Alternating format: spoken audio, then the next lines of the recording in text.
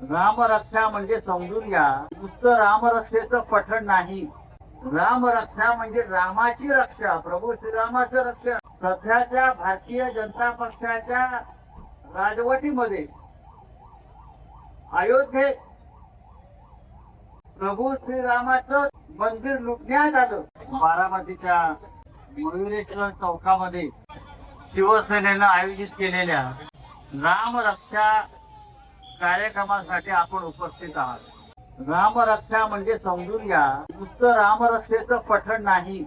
रामरक्षा म्हणजे रामाची रक्षा, प्रभू श्रीरामाचं रक्षण. सध्याच्या भारतीय जनता पक्षाच्या राजवटीमध्ये अयोध्येत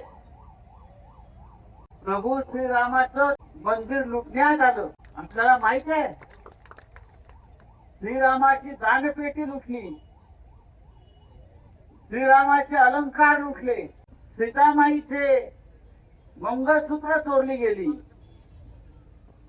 ही अयोध्येतली सध्याची गंभीर परिस्थिती भारतीय जनता पक्षाच्या राजवटीत आली. या राम मंदिरासाठी हजारो करसेवकांनी आपलं बलिदान दिलं. आंदोलनात आम्ही सगळे होतो, त्याच्यामध्ये अटका झाल्या, लोक तुरुंगात गेले. तेव्हा हे राम मंदिर अयोध्येमध्ये उभं राहिलं.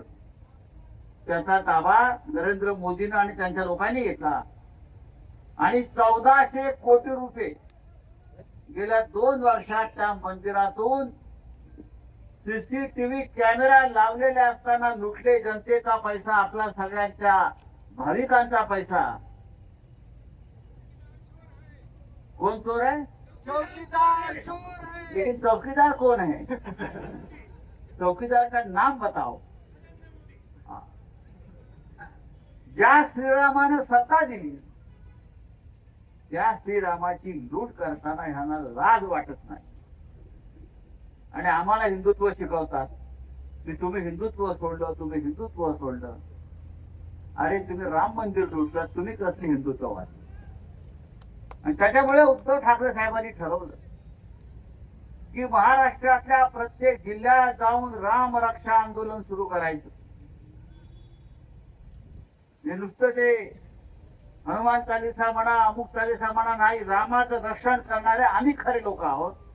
तुम्ही चोर आहात, तुम्ही लफंगे आहात, तुम्ही दरोडेखोर आहात. हे आंदोलन आहे, लक्षात घ्या. बारामतीमध्ये हे होतं, याला महत्व आहे. बारामतीमध्ये हे होतं, याला महत्व आहे, लक्षात घ्या. खरं म्हणजे आपण बारामतीतला इतर नेत्यांनाही बोलवायला पाहिजे होतं. जर तुम्ही आता आहेत ना ते भारतीय जनता पक्षाबरोबर सगळे, तुमचं कर्तव्य आहे आमच्या बरोबर इथे उभं राहणं हिंदुत्व म्हणून रामाच्या रक्षणासाठी. पण ते येणार नाही, ढोंगी आहेत. हे सगळे ढोंगी हिंदुत्ववादी आहेत. येणार नाही. एकेकाळी आपण म्हणायचो कि भगवान को डरना चाहिए, देवाला घाबरायला पाहिजे. आता उलट झालाय, देव यांना घाबरतो. ते चोर आले. अयोध्येतून बहुतेक श्रीराम परत वनवासात जाईल अशा प्रकारची परिस्थिती या भारतीय जनता पक्षाच्या चोरांनी निर्माण केली. मुंबईमध्ये मोठं आंदोलन झालं राम रक्षा. आम्ही नागपूरला गेलो. राष्ट्रीय स्वयंसेवक संघाच्या मुख्य कार्यालयासमोर आम्ही आंदोलन केलं. हजारो लोक तिकडे जमले.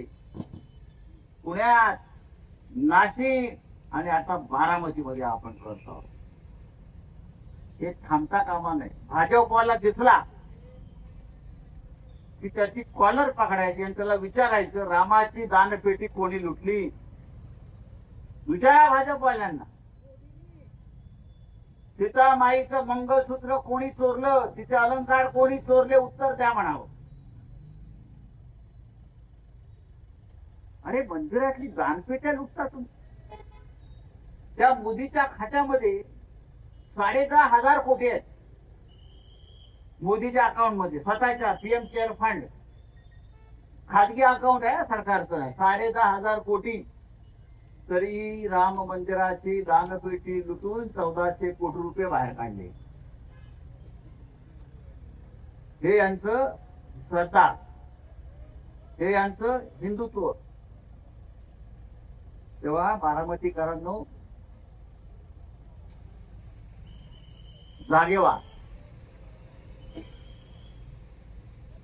आणि खरा राम कुठे आहे ते शोधा. खरा राम बाळासाहेब ठाकरेंनी उभा केला, अयोध्येत आंदोलन केलं. बाळासाहेब ठाकरे म्हणाले तेव्हा हे पळून गेले भाजपचे लोक. हिंदुहृदय सगळं सम्राट झाल्यावर ना आम्ही नाही तोडलं, आम्ही नाही तोडलं. तेव्हा बाळासाहेब ठाकरे, तेव्हा बाळासाहेब ठाकरे म्हणाले, जर ही बाबरी तोडण्यामध्ये जर माझे शिवसैनिक असतील तर मला त्यांचा अभिमान आहे. त्याच्यामुळे आम्हाला अयोध्येतल्या रामाचं रक्षण करण्याचा पूर्ण अधिकार आहे. राम रक्षेचा अधिकार जर कोणाला असेल तर तो हिंदू हृदय सम्राट शिवसेना प्रमुख बाळासाहेब ठाकरे यांच्या खऱ्या शिवसेनेला आहे, मिंधेला नाही. आम्हाला आहे, भाजपला नाही. आम्हाला आहे, आपल्याला आहे. हे चोर आहे. यांनी बाळासाहेब ठाकरेंचा धनुष्यबाण चोरला, यांनी बाळासाहेबांची पवित्र शिवसेना चोरली. हे मत चोरतात, हे आमदार खासदार चोरतात, हा देणग्या चोरतात राम मंदिराच्या. एकनाथ शिंदे चोर है, गली गली में शोर है, एकनाथ शिंदे चोर है. ही घोषणा गल्ली गल्लीत जायला पाहिजे. आज मी गेल्यावर परत थांबायचं नाही, कळलं. तेव्हा आपण आला, रामाच्या नावानं आला, देवाच्या नावानं आला. त्याच्यामुळे ह्या व्यासपीठावर कोणताही राजकीय कार्यक्रम नाही असं मी सांगितलं, कुठेही होत नाही. आपण रामाचं स्मरण करायचं. आणि हे आंदोलन जे आहे बारामतीमध्ये, जिथे जिथे मंदिर आहेत, जिथे जिथे भाजपची कार्यालय आहेत, जिथे जिथे RSSची कार्यालय आहेत, त्या प्रत्येकाला जा विचारा, एवढंच सांगतो.